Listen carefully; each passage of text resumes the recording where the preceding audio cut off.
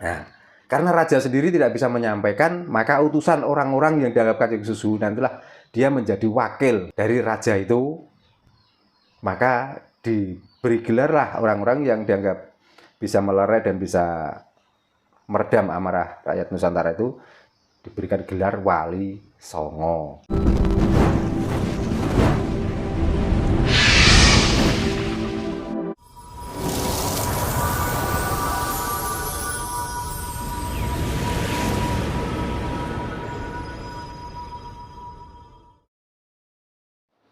Nggih, sugeng sonten Pak Darno Rahayu. Nggih, sugeng sonten Rahayu. Nggih, sehat nggih Pak, nggih kabare nggih Pak.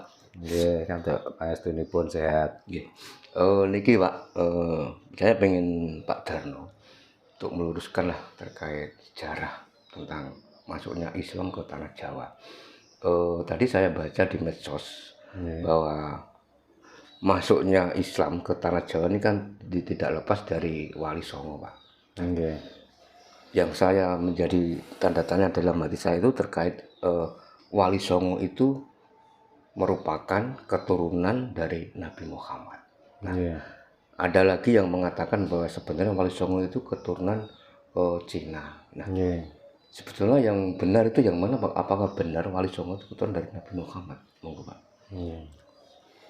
Sugeng sonten sugeng pinanggih.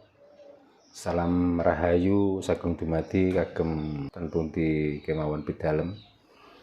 Mugi tansah pikantuk berkahipun Gusti Engkang Jagat. Lan kula ucapaken sugeng nindakaken ibadah siam wonten ing wulan Ramadan menika. Mugi anggenipun siam saged nutup setunggal wulan muput lan pikantuk berkah rahmat lan ampunanipun Gusti Ingkang Maha Kuwasa menika Allah Subhanahu wa taala. Rahayu. Rahayu. Mangsuli pitakenan bilih apakah benar Islam datang ke Nusantara itu dibawa para wali? Sesuai kalih sejarah sing kula tampilan, sejarah yang kula pelajari, bahwa para wali songo niku keberadaane lan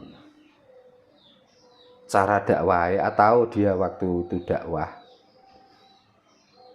ini kan Nusantara niku sampun dicepeng salah setunggalipun kerajaan ingkang paling ageng dan paling terakhir ya menika kerajaan Majapahit.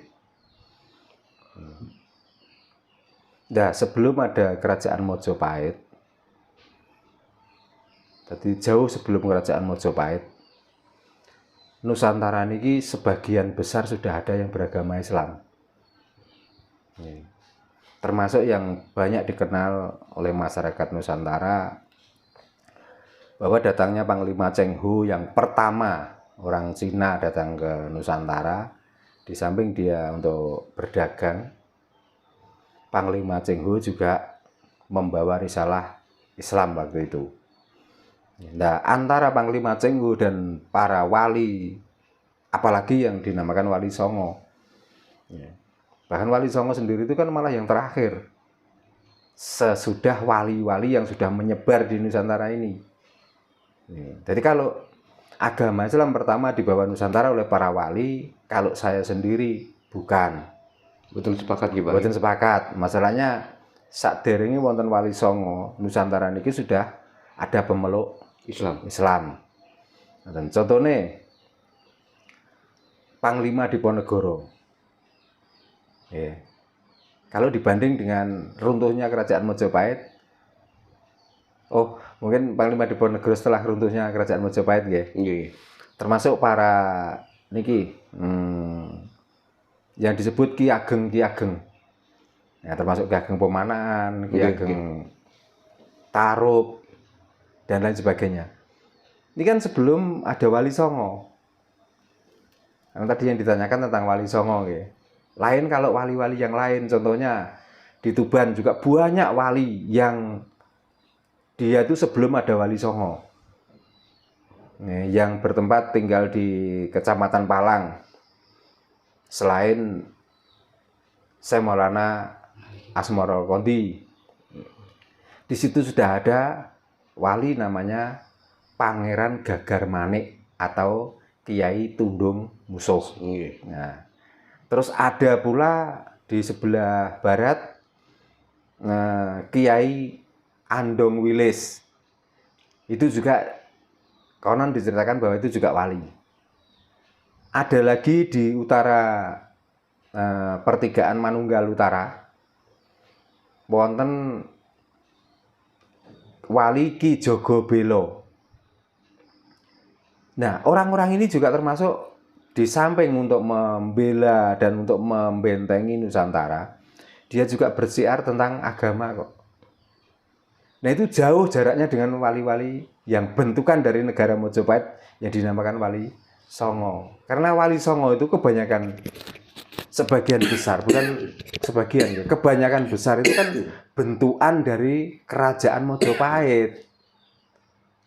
Nah, kenapa Mojopahit membentuk Wali Songo? Karena di samping dia adalah dekat dengan raja, dia dianggap mampu untuk merayu orang-orang Nusantara ini supaya apa? Dengan dimasuki ajaran agama Islam, rakyat-rakyat yang tadinya memberontak dengan negara atau dengan kerajaan Mojopahit, karena diajarkan dari agama itu untuk melakukan sabar kesyukuran, sabar narimo dan lain sebagainya.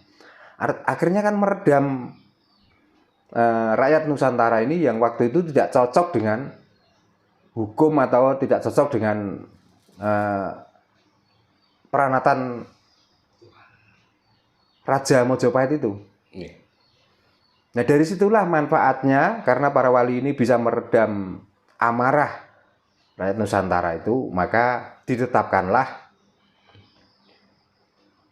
para orang-orang yang datang dari negara Cina, yang di sini dengan yang awalnya itu mau berdagang, dan di sini manfaatnya dia bisa melerai dan meredam amarah rakyat Nusantara yang mau memberontak ke Mojopahit. Maka dibentuklah paguyuban dinamakan Kanjeng Susuhunan. Nah, Kanjeng Susuhunan itu artinya orang yang dekat raja dan dianggap patut orang ini dihormati. Itulah dari arti Susuhunan itu tadi.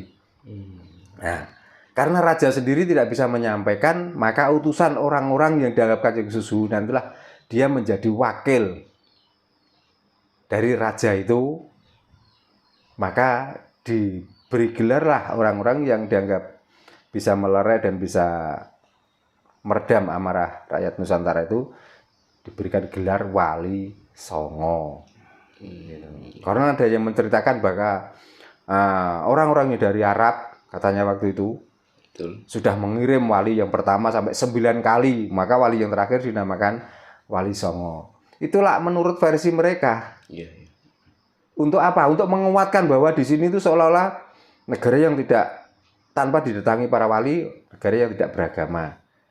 Atau orang-orang yang tanpa didatangi wali, orang Nusantara ini orang yang kurang beradab. Nyatanya dengan rajanya sendiri mau kudeta, mau berontak.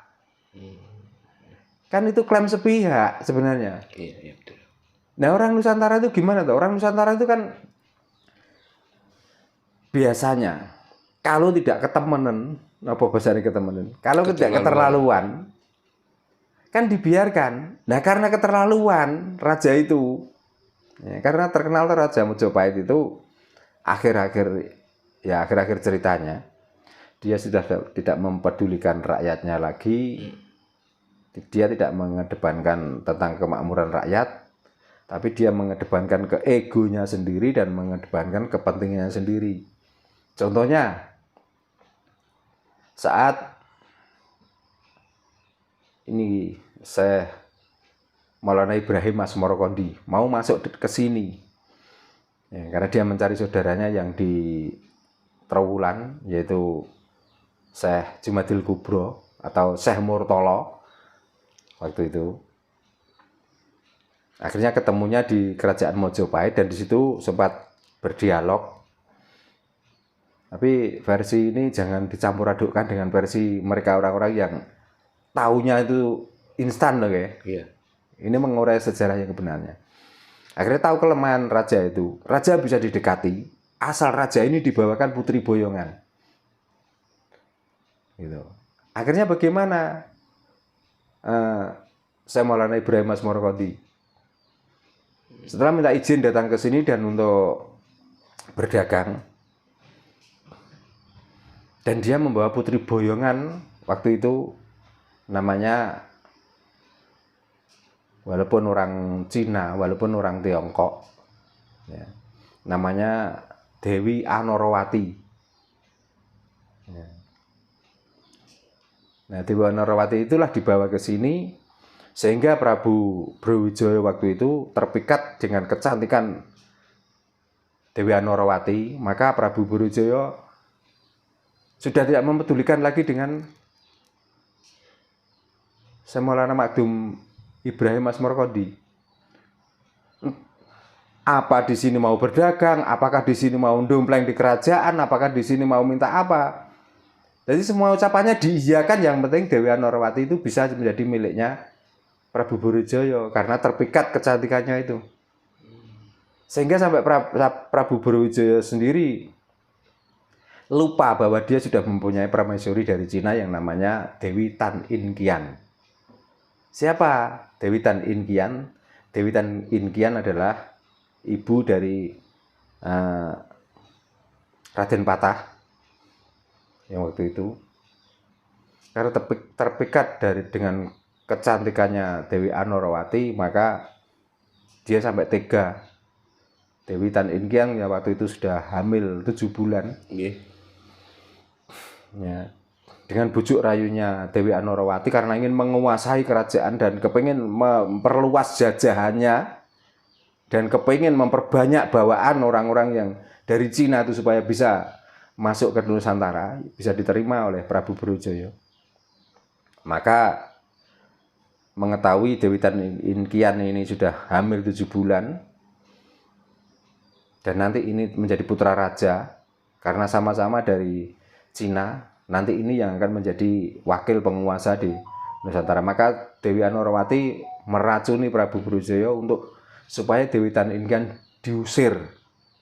Dia mau menjadi permaisuri, dia mau dinikahi oleh Prabu Brawijaya asal Dewi Tan In Kian diusir dari negara Mojopahit. Nah, sampai Prabu Brawijaya sendiri tanpa berpikir panjang, ya wajar namanya laki-laki yang apalagi dia berkuasa, ya, dan dia lupa dengan sesanti orang Jawa bahwa orang Jawa itu sebenarnya mengedepankan eling purwo duksina. Tapi dengan kemolekan dan kecantikannya putri dari negara Cina, akhirnya dia lupa dengan itu semua, lupa dengan eling purwo duksina itu, maka terjadilah Dewi Tan In Kian dihajar waktu itu, disingkirkan dari Mojopahit yang hanya untuk supaya mendapatkan Dewi Anorowati. Nah itu.